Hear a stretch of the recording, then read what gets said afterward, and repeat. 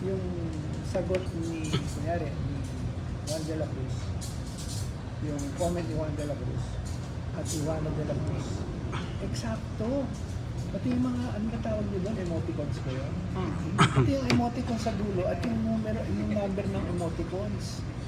So, sabi ko, teka muna. Tapos pag-check mo yung profile, wala. Done. Tapos, Troll. 2 posts.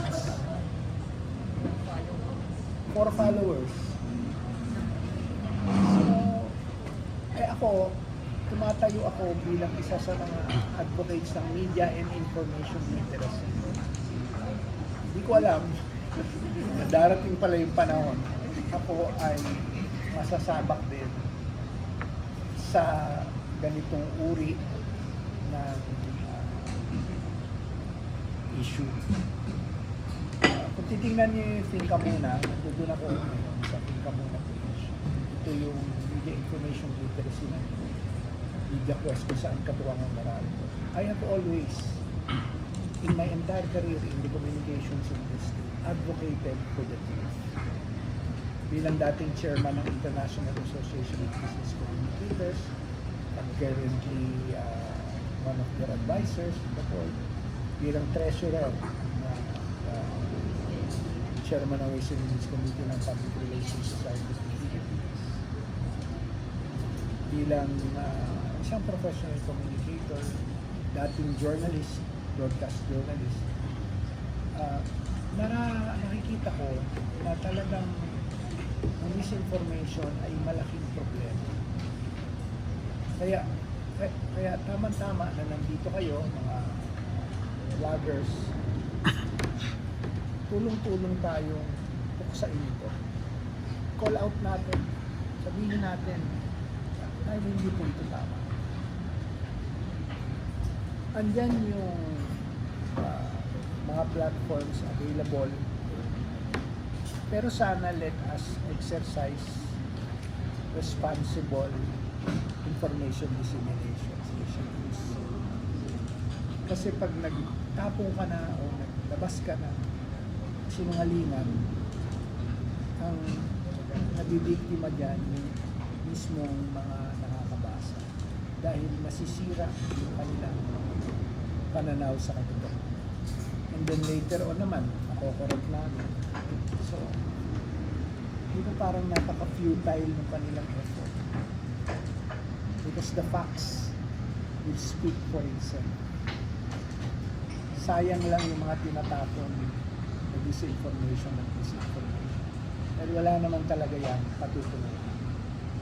Dahil sa huli, tanging ang katotohanan lang talaga ang lalabas. Ako yan ang paniniwala. Pagmula nung ako yung naging communicator noong mid-80s. Ganun na po tayo katagal sa industriya. Kaya patuloy ko pong ipaglalaban ang media information literacy at yung pagsabi ng katotohanan, tanging katotohanan. Sir, dun po sa pass-through chargers, which is mandated nga po ng government, sa side po ni Meralco, meron pa po ba kayong, kumbaga may kinikita pa po ba kayo since? Wala. Kaya nga ito pass-through charges dahil ito ay hindi na pupunta sa Meralco. Sa lahat ng bills, silalatin ko na, sinabi nga ni RD kanina, tanging ang distribution charge lang, makikita ninyo sa harap ng inyong electricity bill ang napupunta sa Meralco. The rest are pass-through charges. Ni isang sentimo walang tumutulong sa Meralco. Kaya lang kami siguro marahil nababatikos kasi kami yung taga-kolekta, taga-singil, para dito sa mga various cost components. Pero hindi kami magsasawang patuloy na magpaalala sa mga kababayan. In fact, sabi nga ni RT kanina, di ba? Lahat ng charges na ito, matagal nang nandyan yan. Kaya bibigay namin sa inyo yung slide mamaya. Baka pwede ninyong ilabas yan sa inyo, sa mga kaibigan nyo, para tulong-tulong tayong maglahat ng katotohanan, pawang katotohanan. Public service na din ito para sa mga kababayan natin na maaaring misinform o naapektuhan ng disinformation. Then yun nga, discuss din po kanina ni Sir Lawrence na yung mga charges po, dekada na siya talaga na kay Meralco Bill. Sa tingin niyo, bakit parang ngayon na po talaga pumutok yung issue na na-overcharge daw po yung mga netizens or Alam consumers? niyo, hindi na bago sa amin itong uri ng disinformation and misinformation initiatives na binabato sa amin. Naiisip ko na parte ito ng aming trabaho, ng aming function bilang isang utility. Kung bakit at sino ang nasa likod nito, hindi ko po alam. But it is very apparent na well-organized, orchestrated, at sabi ko nga sa inyo, pati yung mga comments sa sarili kong feed, minsan nagkakapareho. Eksakto. Every word, right down to the emoticons.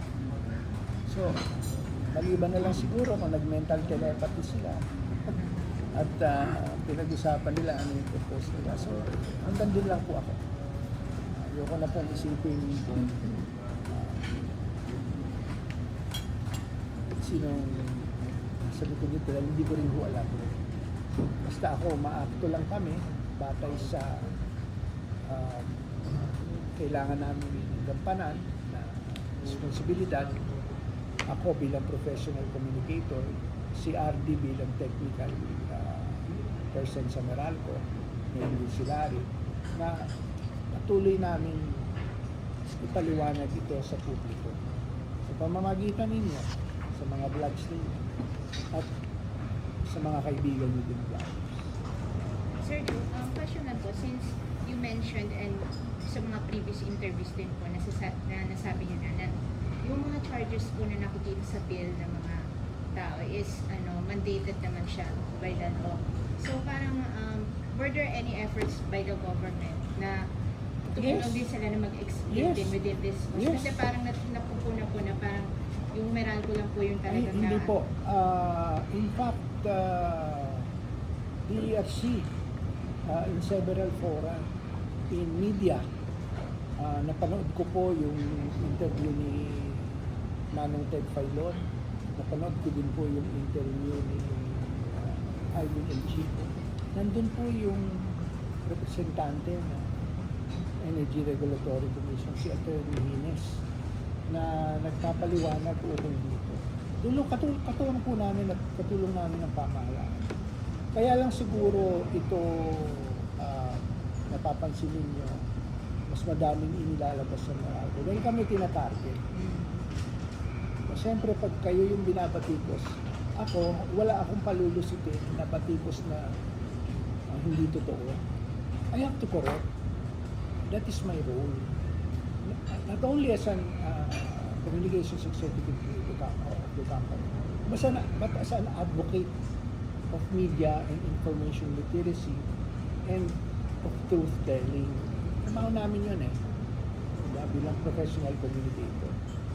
So kami, meron talaga kaming grupo, tutulong-tulong kami para yung tanging katotohanan lang ang lumabas sa lahat ng mga inisyatiba namin. Kumain muna tayo. tayo. Tapos ano na